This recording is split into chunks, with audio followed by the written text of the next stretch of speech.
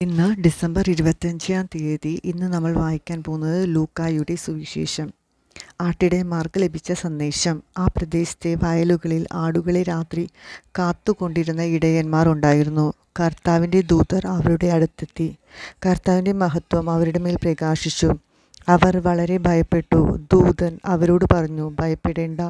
ഇതാ, സകല ജനത്തിനും വേണ്ടിയുള്ള വലിയ സന്തോഷത്തിൻ്റെ സദ്വാർത്ത ഞാൻ നിങ്ങളെ അറിയിക്കുന്നു. ദാവീദിൻ്റെ പട്ടണത്തിൽ നിങ്ങൾക്കായി ഒരു രക്ഷകൻ, കർത്താവായ ക്രിസ്തു, ഇന്ന് ജനിച്ചിരിക്കുന്നു. ഇതായിരിക്കും നിങ്ങളുടെ അടയാളം.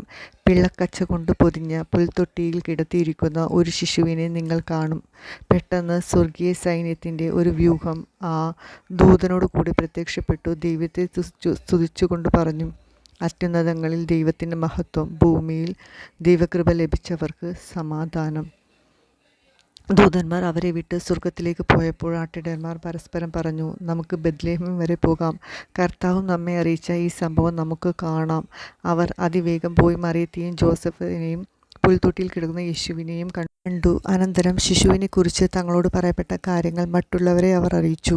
അത് കേട്ടവരെല്ലാം ഇടയന്മാർ തങ്ങളോട് പറഞ്ഞ സംഗതികളെക്കുറിച്ച് അത്ഭുതപ്പെട്ടു. മറിയമാകട്ടെ ഇവയെല്ലാം ഹൃദയത്തിൽ സംഗ്രഹിച്ച് ഗാഢമായി ചിന്തിച്ചു കൊണ്ടിരുന്നു. തങ്ങളോട് പറയപ്പെട്ട പോലെ കാണുകയും കേൾക്കുകയും ചെയ്ത സകല കാര്യങ്ങളെക്കുറിച്ചും ദൈവത്തെ മഹത്വപ്പെടുത്തുകയും സ്തുതിക്കുകയും ചെയ്തുകൊണ്ട് ആ ഇടയന്മാർ തിരിച്ചുപോയി. ദൈവവചനമാണ് നാം കേട്ടത്. നമുക്ക് ദൈവത്തെ സ്തുതിക്കാം.